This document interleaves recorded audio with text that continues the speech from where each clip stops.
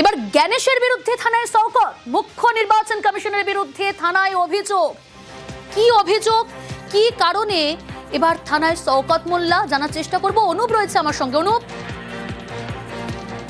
দেখো, আজকে সকালবেলায় হচ্ছে ক্যানিং পূর্বের বিধায়ক শওকত মোল্লা, তিনি কিন্তু তার এলাকার বেশ কয়েকজন মানুষকে নিয়ে হচ্ছে ক্যানিং 2 নম্বরের জীবনতলা থানায় একটি অভিযোগ দায়ের করে। তিনি দাবি করছেন যে এই যে ক্যানিং 2 নম্বর ব্লকে যেসব বৈধ ভোটার হওয়া সত্ত্বেও তাদের 2002 সালের নাম ছিল এবং তার পূর্বপুরুষদেরও কিন্তু ভোটার লিস্টে নাম ছিল।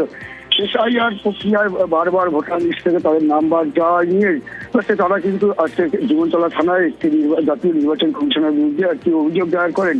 সেই অভিযোগের হচ্ছে ভিত্তিতে জীবনতলা থানার পুলিশ ইতিমধ্যে তদন্ত শুরু করেছে বলে পুলিশ সূত্রে যেটা আমরা জানতে পারছি। তবে এই ঘটনায় ক্যানিং পূর্বের বিধায়ক শওকত মোল্লা কিন্তু জাতীয় নির্বাচন কমিশনারকে কিন্তু একটা ক্ষোভ দেখিয়েছেন এবং তিনি জানিয়েছেন বারবার করে যেভাবে একজন নির্বাচন কমিশনার যে সব মানুষের নাম বাদ দিচ্ছে এবং বারবার তাদের হেয়ারিংয়ে ডাকা হচ্ছে, সেই সব নিয়ে কিন্তু বারবার তিনি কিন্তু একটা ক্ষোভ দেখাচ্ছেন। কারণ যাদের পূর্বপুরুষ এই হচ্ছে ভারতবর্ষে জন্ম এবং তাদের কিন্তু বৈধ ভোটার কার্ড থাকে এবং 2002 সালে তাদের ভোটার লিস্টে নাম ছিল, তাদের কেন বারবার করে নাম কেটে বাদ দেওয়া হচ্ছে, তাই নিয়ে কিন্তু তিনি একটি কটাক্ষ করেছেন ক্যানিং পূর্বের বিধায়ক শওকত মোল্লা। বেশ, আমি আমার ক্যানিং পূর্ব বিধানসভা এলাকার যারা ভোটার আছে, নাগরিক আছে, তাদেরকে নিয়ে আজকে গণেশ কুমার নামে এফআইআর করলাম। এই ধরনের বিজেপি দালালতি করে কোন ইলেকশন কমিশন এই সর্বপ্রথম আমরা এই ভারতবর্ষের মাটিতে দেখলাম, এই বাংলার মাটিতে দেখলাম। সংখ্যালঘুদের ভোট কেটে বিজেপির হাতটাকে শক্তিশালী করার যে চক্রান্ত গণেশ কুমার করছে, আমি মনে করি এই চক্রান্ত বাংলার মানুষ তাকে সফল হতে দেবে না। আমি গণেশ কুমারকে এটাই বলবো যে মানুষের তাদের নাগরিকত্ব নিয়ে, মানুষের ভোটাধিকার নিয়ে আপনি ছিনিমিনি খেলা করবেন না, এটা আমার অনুরোধ আপনাদের কাছে। হাইকোর্টের নির্দেশে অ্যাকাউন্টে ঢুকলো লক্ষ্মীর ভান্ডারের টাকা। 6 মাস বন্ধ ছিল এমনটাই অভিযোগ। 20টি অ্যাকাউন্টে লক্ষ্মীর ভান্ডারের টাকা ঢুকলো হাইকোর্টের নির্দেশে। এ বিষয়ে ডিটেল জানাবে অর্ণব রয়েছে আমার সঙ্গে। অর্ণব, দেখো, পূর্ব মেদিনীপুর ময়না বিধানসভার বাগচা গ্রাম পঞ্চায়েত, সেই গ্রাম পঞ্চায়েত 7,020 জনের অ্যাকাউন্টে ফেব্রুয়ারি মাস থেকে লক্ষ্মীর ভান্ডারের টাকা ঢুকলো। অবশেষে অগস্ট মাস থেকে যে লক্ষ্মীর ভান্ডারের টাকা বন্ধ ছিল, কলকাতা হাইকোর্টে স্থানীয় পঞ্চায়েত সদস্য তিনি মামলা করেন। জনস্বার্থ মামলার প্রেক্ষিতে 29শে জানুয়ারি প্রধান বিচারপতি সুদয় পালের ডিভিশন বেঞ্চ নির্দেশ জারি করেন এবং কেন টাকা ঢুকছে না সেই সংক্রান্ত রিপোর্টও তলব করেন। এবং প্রধান বিচারপতির এই পর্যবেক্ষণ 29শে জানুয়ারি ছিল যে টাকা অর্থাৎ লক্ষ্মীর ভান্ডার কিন্তু এই মামলা বিচারাধীন আছে বলে সেটা বন্ধ থাকবে, তা যেন না হয়। শেষমেশ ফেব্রুয়ারি মাসে এই 7,020 জনের মহিলার অ্যাকাউন্টেই কিন্তু লক্ষ্মীর ভান্ডারের টাকা ঢুকেছে। যারা মামলাকারী প্রাথমিকভাবে তারা খুশি, হাইকোর্টে মামলার পর তাদের ভান্ডারে টাকা ঢোকানো। তবে August, September, October, November, December, January এই মাসে যে টাকা ঢুকেনি, কেন ঢুকলো না, তার কোনো সমস্যা হয়েছিল কিনা বা প্রশাসনিক তরফে কোনো উদ্যোগ নেওয়া হয়েছে কিনা ওই টাকা ঢোকানোর ব্যাপারে রাজ্যের রিপোর্ট তলব করা হয়েছে 7 দিনের মধ্যে। মামলাটি 3 সপ্তাহ পর শুনানিতে আসবে। বেশ, এদিকে জাল পাসপোর্ট তদন্তে গ্রেফতার 5 আফগান। কোথা থেকে গ্রেফতার করা হলো? মধ্যপ্রদেশ এবং কলকাতা পুলিশের এটিএস এর যৌথ অভিযান। কিন্তু কোথা থেকে গ্রেফতার, কিভাবে জড়িত এই জাল পাসপোর্ট কাণ্ডে তারা, জানার চেষ্টা করব। অমিত রয়েছে আমার সঙ্গে। অমিত, বেনিয়াপুকুর থেকে 4 জন আফগান নাগরিক এবং ভবানীপুর থেকে 1 জন আফগান নাগরিক, এই 5 জনকে গ্রেফতার করেছে মধ্যপ্রদেশ পুলিশের এটিএস অর্থাৎ সন্ত্রাস দমন শাখা তরফে গ্রেফতার করা হয়েছে এবং সহযোগিতা করেছে কলকাতা পুলিশ। তোমাকে জানিয়ে রাখবো, মধ্যপ্রদেশ পুলিশ সূত্রে যেটা জানা যাচ্ছে, গত বছর জব্বলপুরে এই জাল পাসপোর্ট চক্রে একজনকে গ্রেফতার করা হয়েছিল শাহবাজ খান নামে।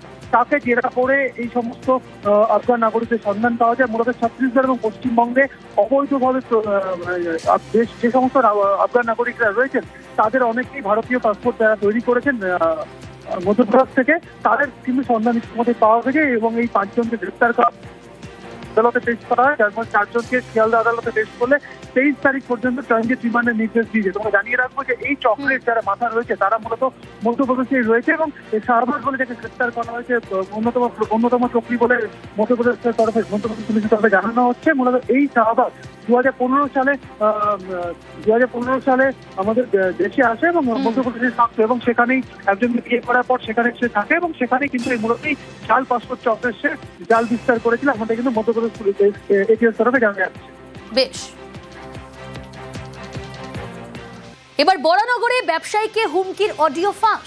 অর্পণ দত্তের হুমকি অডিও নিউজ 18 বাংলার হাতে। 1 লক্ষ টাকা তোলা না দেওয়ায় ব্যবসায়ীকে বাড়িতে ঢুকে মারধরের অভিযোগ ওঠে। টেনে হিচড়ে টোটোতে করে তৃণমূল নেতা শঙ্কর রাউতের ক্লাবে নিয়ে গিয়েও ফের মারধর করা হয় বলে অভিযোগ। ব্যবসায়ীর দাবি, শঙ্কর রাউতের প্ররোচনাতেই সদলবলে হামলা চালায় অর্পণ দত্ত। এবার হুমকির অডিও প্রকাশ্যে। দাদা বসে আছে, এসো।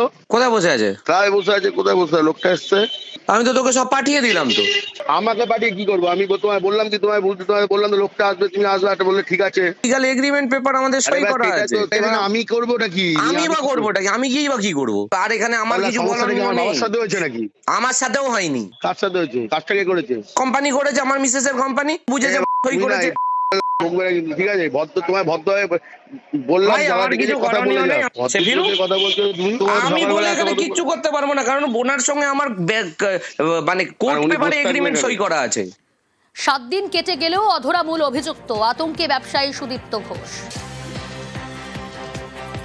এত গোয়েন্দা বিভাগ, এত কিছু থাকা সত্ত্বেও একটা সামান্য এই অপরাধীকে পুলিশ ধরতে না পারে, সেটা প্রশাসনের গাফিলতি ছাড়া আর কিছুই। আতঙ্কে থাকাটা তো খুবই স্বাভাবিক। রাস্তায় বেরোলে তারা কোনো রকম ভাবে আমার উপর আক্রমণ করতেও পারে। যেদিনকে আপনার উপরে হামলা করা হলো তার আগেও কি আপনাকে হুমকি দেওয়া হয়েছিল? সকাল থেকেই আমার উপর চলছিল। তারপরে তো ওখানে গিয়ে টাকা চাওয়া বা এই সমস্ত ব্যাপারগুলো, আর আমি বারবারই বলেছিলাম যে আমি যেখানে কাজ করছি সেখান থেকে আমি কাজের অর্থ পাই, বাকি আছে। যেটা আমার অভিযোগ সেটা হচ্ছে, আমি যেখানে কাজ করছিলাম সেই অ্যাডভোকেটের বিরুদ্ধে যে তিনি আমায় যেগুলো দেননি টাকা পয়সা, এবং আমার মালপত্র আটকে রেখেছে, যন্ত্রপাতি আটকে রেখেছে, আমার অন্যান্য সাইটে কাজ করতে অসুবিধে হচ্ছে, তালা মেরে রেখে দিয়েছে, সেই সবগুলো আমাকে তো ওখান থেকে উদ্ধার করতে হবে। ফের মহার্ঘ লড়াই সুপ্রিম কোর্টে। বকেয়া ডিএর 25% চেয়ে মামলা করেছে সরকারি কর্মচারীদের একাংশ। সুপ্রিম রায়ের পরেও 25% বকেয়া ডিএ না মেটানোর অভিযোগ। আদালত অবমাননার মামলা যৌথ সংগ্রামী মঞ্চের। মামলার পথে আরও একটি কর্মচারী সংগঠন। আগামী সপ্তাহেই মামলার শুনানির সম্ভাবনা রয়েছে শীর্ষ আদালতে।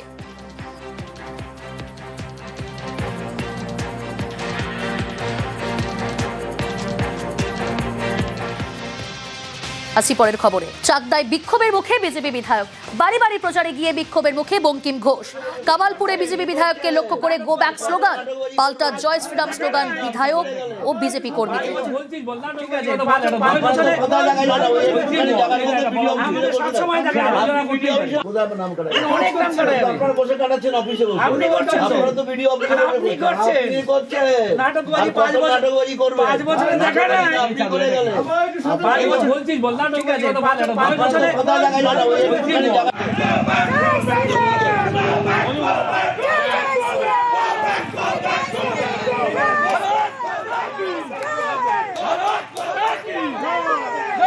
কেন এরকম পরিস্থিতি তৈরি হলো জানার চেষ্টা করব। রঞ্জিত রয়েছে আমার সঙ্গে, প্রতিনিধি রঞ্জিত।